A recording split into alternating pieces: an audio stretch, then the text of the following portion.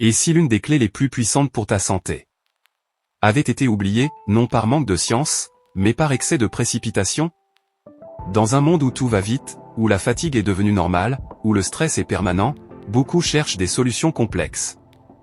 Mais aujourd'hui, je veux te parler d'un principe ancien, simple, souvent négligé, et pourtant incroyablement puissant.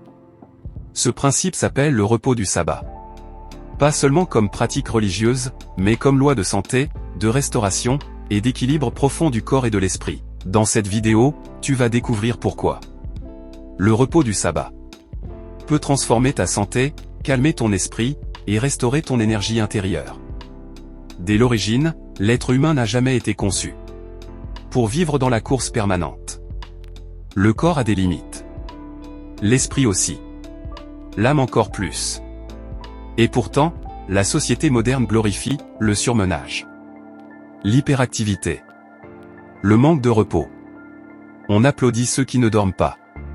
On admire ceux qui ne s'arrêtent jamais.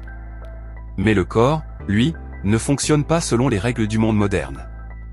Il fonctionne selon des lois naturelles. Quand ces lois sont violées, la santé se détériore. Le sabbat n'est pas seulement un jour précis. C'est un rythme inscrit dans la création. Un rythme de travail, pause, récupération. Même la nature fonctionne ainsi.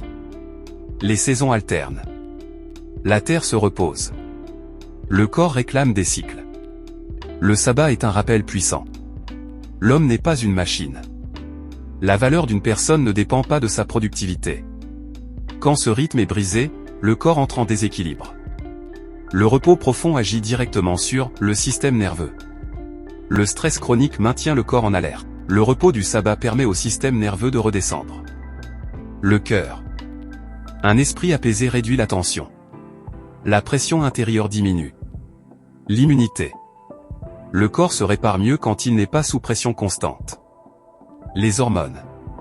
Le cortisol baisse. Les hormones de récupération augmentent. Le repos n'est pas une perte de temps. C'est un processus biologique de réparation. Se reposer, c'est accepter de ne pas tout contrôler. C'est dire, le monde peut continuer sans moi pendant un moment. Le sabbat enseigne la confiance, le lâcher-prise, l'humilité. Et ces états intérieurs ont un impact direct sur la santé. Un esprit qui fait confiance s'apaise. Un corps apaisé fonctionne mieux. Quand le repos est négligé, la fatigue devient chronique. Les douleurs s'installent. L'irritabilité augmente. La digestion se dérègle. Le sommeil devient léger. Ce ne sont pas des punitions. Ce sont des conséquences naturelles. Le corps crie ce que l'esprit refuse d'écouter. Le stress moderne ne vient pas seulement du travail. Il vient du mental qui ne s'arrête jamais. Le sabbat impose une pause mentale. Pause émotionnelle. Pause intérieure. C'est un espace où l'âme respire. Le corps relâche. L'esprit se recentre. Peu de médicaments ont un effet aussi global. Le repos du sabbat n'est pas une contrainte. C'est un cadeau. Un rappel que ta vie a plus de valeur que ton activité. Ta santé mérite du respect. Ton corps a besoin de rythme. L'espérance naît souvent quand on accepte enfin de s'arrêter. Si tu es fatigué aujourd'hui, ce n'est peut-être pas parce que tu es faible, mais parce que tu ne t'arrêtes jamais vraiment. Le repos n'est pas un luxe spirituel. C'est une nécessité de santé.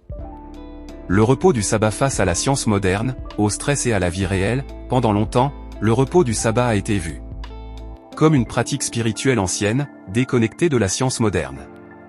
Pourtant, aujourd'hui, la recherche confirme ce que la sagesse ancienne enseignait déjà.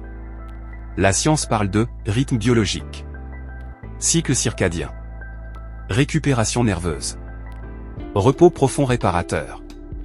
Le corps humain fonctionne par cycle. Quand ces cycles sont respectés, la santé se stabilise. Quand ils sont brisés, le corps s'épuise. Le sabbat impose naturellement un arrêt hebdomadaire, un reset physiologique. Que peu de personnes s'accordent volontairement. Le plus grand danger pour la santé aujourd'hui n'est pas toujours l'alimentation, ni même le manque d'exercice. C'est le stress chronique. Un stress constant élève le cortisol. Fatigue les glandes surrénales. Dérègle le sommeil. Affaiblit l'immunité. Accélère le vieillissement. Le repos du sabbat agit comme un frein naturel à ce stress. Pendant ce temps de pause, le mental ralentit. Le corps sort de l'état d'alerte. Le système nerveux parasympathique reprend le dessus. Ce n'est pas de la magie, c'est de la biologie. Beaucoup disent « je me repose déjà le week-end ». Mais se reposer ne signifie pas simplement ne pas travailler.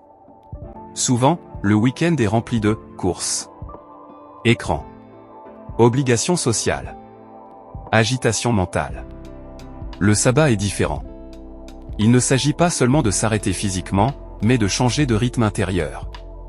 Un repos qui nourrit l'âme est différent d'un repos qui distrait l'esprit.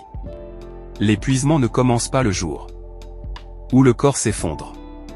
Il commence quand on ne s'écoute plus, quand on ignore la fatigue, quand on repousse toujours le repos. Le sabbat agit comme une barrière protectrice.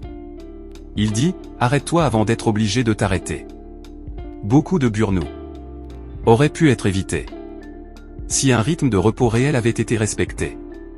Dans notre culture, se reposer est parfois perçu comme un manque de motivation.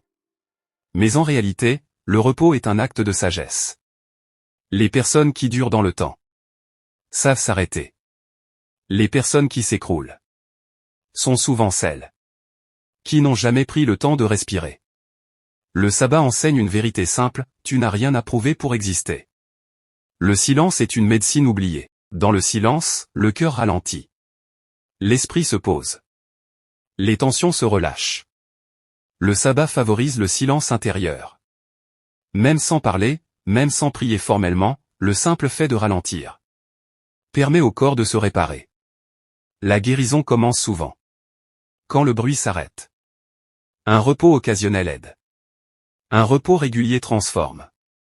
Le sabbat crée une stabilité, une prévisibilité, une sécurité intérieure.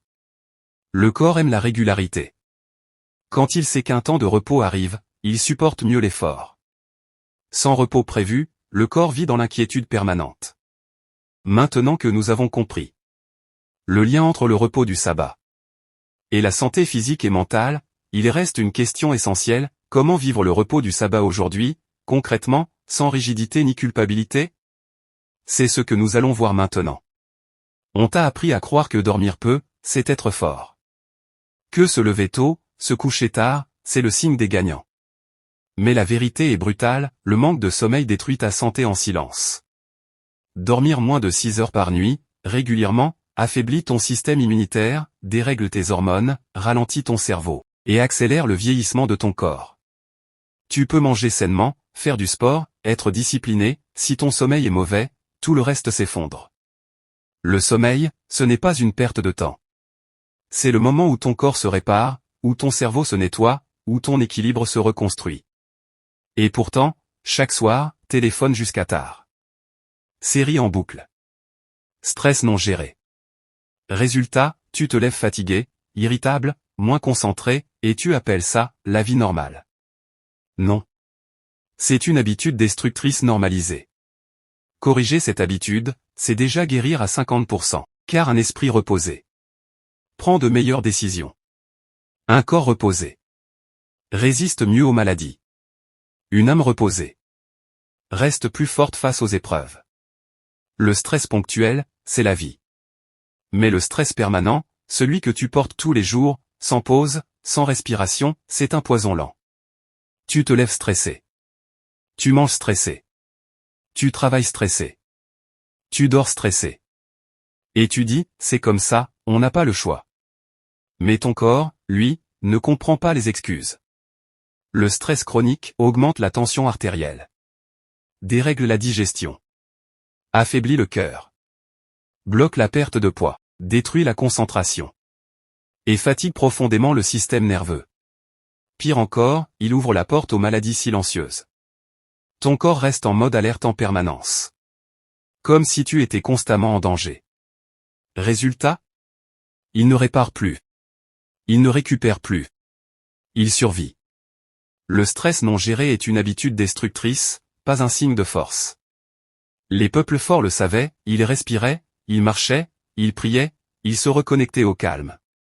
Aujourd'hui, on glorifie la pression, la vitesse, l'urgence, mais un esprit toujours pressé. Fait des choix faibles. Un corps toujours tendu, tombe plus vite malade.